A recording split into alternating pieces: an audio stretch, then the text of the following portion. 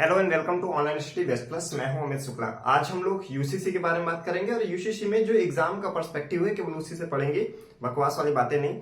Exam perspective में UCC में क्या पता होना चाहिए, यूसीसी पे कोई क्वेश्चन आता है तो डेफिनेशन हमारे को पता होनी चाहिए।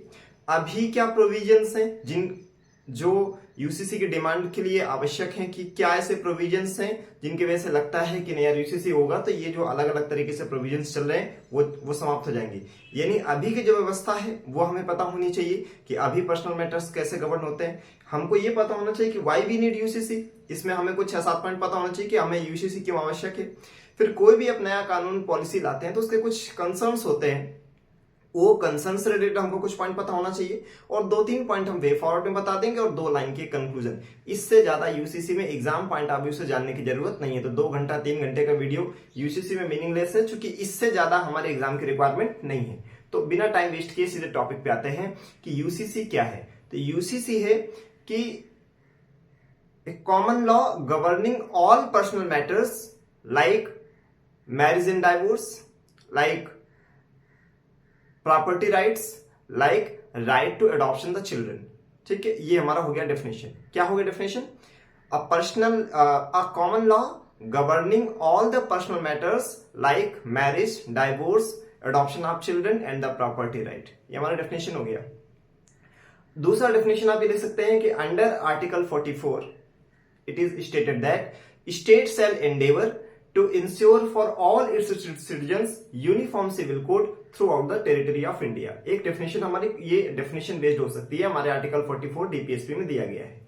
तो एक हमने डेफिनेशन देख लिया, ठीक है ना, ये हमने डेफिनेशन देख लिया कि क्या होना चाहिए। एक हमारे को चाहिए common law governing all personal matters, all personal matters. और पर्सनल मैटर्स मैंने क्या बताया, एक आपका मैरिज एंड डाइवोर्स हो सकता है, एक हो गया। दूसरा हो गया प्रॉपर्टी राइट, हो गया प्रॉपर्टी राइट। और तीसरा हो गया आपका एडॉप्शन ऑफ चिल्ड्रन।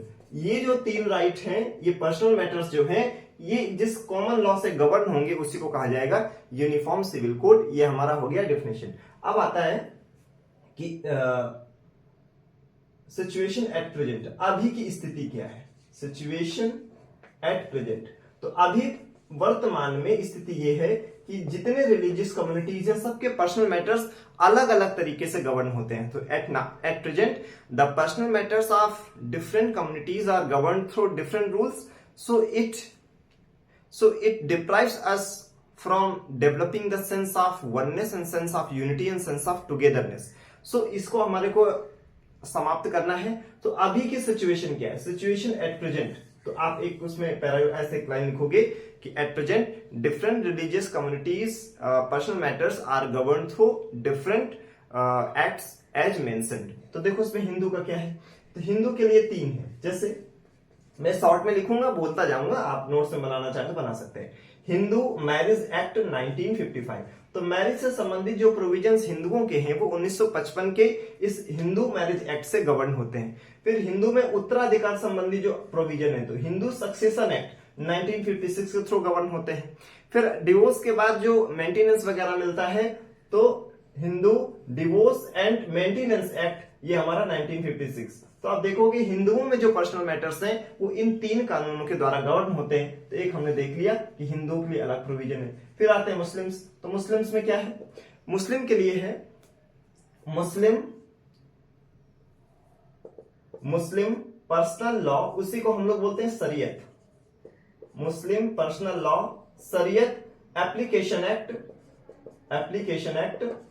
1937। यानी मुस्लिम में ये जो विवाह संबंधी, तलाक संबंधी, बच्चे गोद लेना है नहीं लेना है, इनके संबंधित जो मसले हैं वो मुस्लिम पर्सनल लॉ, जैसे हम लोग शरीयत कहते हैं, तो मुस्लिम पर्सनल लॉ शरीयत एप्लीकेशन एक्ट 1937 से गवर्न होते हैं। देखिए हिंदू का अलग हो गया, मुस्लिम का अलग हो गया।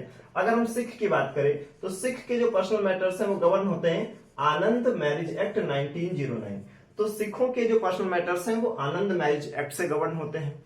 अगर हम पारसीज का देखें, पारसी का, तो हम देखेंगे Parsi marriage and divorce act 1872, 1872 के ये पारसी मैरिज और डाइवोर्स एक्ट से गवर्न होते हैं। अगर हम क्रिश्चियन की बात करें, है ना, तो इसमें है इंडियन क्रिश्चियन मैरिज एक्ट से गवर्न होते हैं। ईयर मुझे याद नहीं है, ये मुझे इसका भूल गया, इंडियन क्रिश्चियन मैरिज एक्ट से गवर्न होते हैं। तो अभी की हमने सिचुएशन क्या देखी कि सारे रिलीजियस कम्युनिटीज के पर्सनल मैटर्स डिफरेंट एक्ट के थ्रू गवर्न होते हैं। तो ये हमारे को अलग अलग जो व्यवस्था है ना, इसे समाप्त करना है। हमें एक देश बहुविधान नहीं चाहिए, हमें एक देश एक विधान चाहिए। और एक देश एक विधान का अर्थ हुआ हमारे को संविधान चाहिए। तो हम हिंदी में बोलते हैं ना कि हमारे देश में संविधान है, तो संविधान नहीं है, संविधान का अर्थ होता है सम प्लस विधान, ऐसा विधान जो सबके लिए समान हो। यहाँ तो विधान सबके लिए अलग अलग है ना, तो ये संविधान कैसे हो गया? तो फिर आर्टिकल 14 का मतलब ही क्या रह गया? जब जो अधिकार हिंदू बहन बेटियों को प्राप्त हैं वो इन धर्मों के बहन बेटियों को प्राप्त नहीं है, तो फिर आर्टिकल 14 कहां गया? सुप्रीम कोर्ट कहां गया? हाई कोर्ट कहां गया? कहां उनकी अंतरात्मा गई? कहां उनका सुओ मोटो कॉज गया? है ना, ये सारी बातें।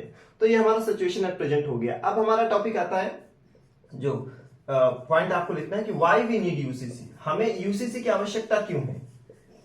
Y we need UCC. तो पहला चीज, it will enhance social and national integration. इससे क्या होगा? सोशल और नेशनल इंटीग्रेशन बढ़ेगा। क्यों? जब सब लोग सेम लॉ से गवर्न होंगे तो उसमें सेंस ऑफ यूनिटी टुगेदरनेस आ जाती है, तो सोशल और नेशनल इंटीग्रेशन होगा। इससे जेंडर जस्टिस होगा, क्योंकि इन सब मसलों में जो पर्सनल मैटर्स हैं, इसमें अंत में आप देखोगे तो जो सफरर है वो तो वुमेन है, तो जेंडर जस्टिस होगा, महिलाओं को न्याय मिलेगा। इससे क्या होगा? इससे राइट टू इक्वालिटी इंश्योर होगी, जो हमारे किस में आंसर है? अंडर आर्टिकल 14 में। अनुच्छेद 14 के अंतर्गत समानता का जो सिद्धांत है वो भी इससे पूरा हो जाएगा। फिर आर्टिकल 21 जीवन का अधिकार है, right to life and personal liberty, लेकिन उस लाइफ में डिग्निफाइड लाइफ शामिल है। तो अगर किसी महिला को हलाला से होकर गुजरना पड़ता है, उसके होते हुए घर में 2-3 बीवियां आ जाती हैं, तो उसका डिग्निफाइड लाइफ नहीं रह जाती है। तो चाहे हलाला हो, ट्रिपल तलाक हो, तलाक किनाया हो, तलाक हसन हो, ये सारे जो चीजें हैं वो महिलाओं के आत्मसम्मान के खिलाफ हैं। तो ये इसमें हमारे को क्या चाहिए? To ensure right to have dignified life, गरिमापूर्ण जीवन चाहिए। सिर्फ जीवन जीने के लायक नहीं, मतलब ये नहीं कि बस सांसें चल रही हैं। हमारी लाइफ कैसी होनी चाहिए? हमारी लाइफ डिग्निफाइड होना चाहिए। तो right to have dignified life.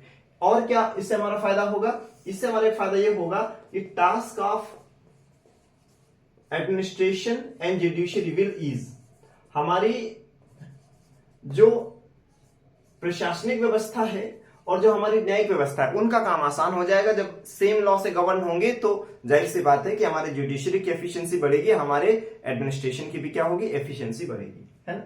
इसके अलावा क्या होगा? वुमेन एम्पावरमेंट होगा। वुमेन एम्पावरमेंट होगा कि भाई जो कुरीतियां उनको नुकसान पहुंचा रही है, अगर वो समाप्त होंगी तो जाहिर सी बात है किसका एम्पावरमेंट होगा? हमारे वुमेन का एम्पावरमेंट होगा, है ना। अच्छा, इससे क्या होगा? इससे we will be heading from constitution to samvidhan.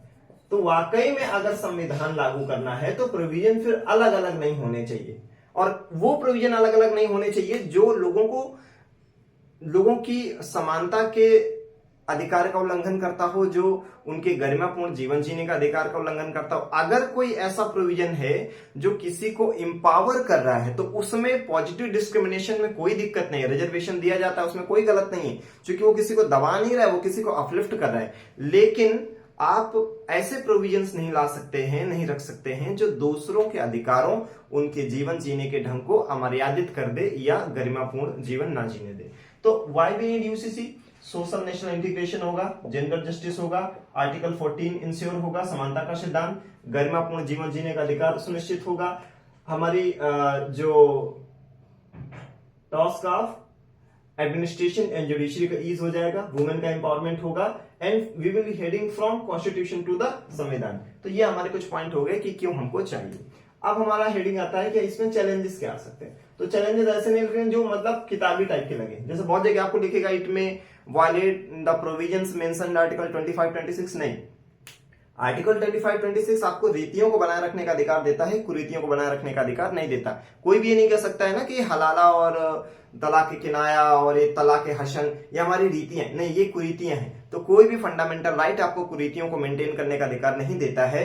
तो आर्टिकल 25 और 26 की दुआई हम यहाँ पर नहीं देंगे। बहुत सारे मैंने वीडियोस देखे जिसमें से ये लोग बता रहे हैं कि ऐसा होगा, नहीं, ये ऐसा नहीं होगा। हाँ, इसमें एक कंसर्न हो सकता है कि फीजिबल कंसर्न कुछ हो सकते हैं, व्यवहारिक समस्याएं हो सकती है। व्यवहारिक समस्याएं क्या हो सकती है? ये बात सही है कि केवल पर्सनल मैटर्स ही इससे अफेक्ट होंगे, बाकी जो कुछ आप जैसे प्रैक्टिस करते हो अपने गॉड को, अल्लाह को, जिसको गुरु नानक को, ईसा मसीह को, जो जैसे मानता है वो वैसे ही मानता रहेगा, किसी को कोई नुकसान नहीं होगा। लेकिन इसके बावजूद कम्युनल हार्मोनी बिगड़ सकती है और कम्युनल वायलेंस हो सकती है। ये एक व्यवहारिक समस्या है। तो फिजिबल कंसर्न्स है कि जैसे कम्युनल वायलेंस हो सकता है, कम्युनल वायलेंस बढ़ सकता है, एक तो ये हो सकता है। दूसरा ये हो सकता है कि fear in the mind of minorities, fear in the mind of minorities, हमारे जो माइनॉरिटी हैं उनको ये लग सकता है कि यार ये तो बस शुरुआत है, हो सकता है आगे चल के हमारे, अगर हमने इस पे अपना स्टैंड अच्छा नहीं लिया, मजबूती के साथ हम नहीं इसका विरोध कर पाए, तो हमारे सारे पर्सनल मैटर, सारे जितनी चीजें होंगी इसमें धीरे धीरे सरकार हस्तक्षेप करेगी। So it may create fear in the mind of minorities. फिर next, it is not necessary that uniformity will translate into unity, ऐसा कुछ आवश्यक नहीं है कि यूनिफॉर्मिटी किसमें ट्रांसलेट हो जाए, यूनिटी में। तो हमारा अंतिम उद्देश्य क्या है, हमारे देश की यूनिटी इंटीग्रिटी मेंटेन रहे, तो यूनिफॉर्मिटी से यूनिटी आ जाएगी ऐसा कोई आवश्यक नहीं है। फिर हमारा जो डाइवर्सिटी है वो कंप्रोमाइज हो सकती है, हमारी जो विविधता है वो कंप्रोमाइज हो सकती है कि नहीं। इससे हमारा डेमोक्रेटिक ट्रस्ट कम हो सकता है कि लोगों को ये लगेगा यार हम तो सरकार इसलिए बनाए थे कि आप हमारी चीजों, हमारी मान्यताओं को मेंटेन करेंगे, आप तो हमारी मान्यताओं, हमारे विचारों को, आपके नजर में कुरीतियां होंगी, हमारे नजर में नहीं है, आप उनको समाप्त कर रहे हैं, तो ये हमारे कुछ क्या हो जाएंगे, चैलेंजेस हो जाएंगे, है ना। कम्युनल हार्मोनी बिगड़ सकती है, कम्युनल हार्मोनी क्या हो सकती है, बिगड़ सकती है। इसके अलावा framing UCC itself a problem, framing UCC itself a problem, UCC को फ्रेम करना अपने आप में प्रॉब्लम है, क्योंकि आपको बहुत तरह तरह की समस्याओं और पर्सनल मैटर्स को एड्रेस करना है, तो ये हमारे कुछ क्या हो गए, चैलेंजेस हो गए। अब वे फॉरवर्ड में क्या हो सकता है, वे फॉरवर्ड में हम 2-3 पॉइंट लिख सकते हैं। एक पॉइंट ये हो सकता है कि not only to this, the provisions and grounds of the divorce should be equal for all the communities, कि जो आपके डाइवोर्स के ग्राउंड्स होंगे वो इक्वल होंगे, है ना। Right to have parents care should be given to all the women from all the religious communities, maintenance should be equal, जो महिलाओं को मेंटेनेंस मिले वो इक्वल हो। इसके बाद आते हैं कंक्लूजन में, तो लिख सकते हैं कि UCC is necessary to fulfil the aspiration mentioned under SDG 5 that is gender equality. तो जेंडर इक्वालिटी को सुनिश्चित करने के लिए यूसीसी को लाना आवश्यक है, दैट्स इट। तो बस ये हमारा था टॉपिक, और इससे ज्यादा आपको आंसर लिखने के लिए जानने की आवश्यकता नहीं है। हमने कॉन्स्टिट्यूशनल प्रोविजंस भी बताए। हाँ, एक इसमें ये भी लिख सकते हैं कंक्लूजन में कि कंक्लूजन ये भी हो सकता है, to ensure SDG 5 dash gender equality and to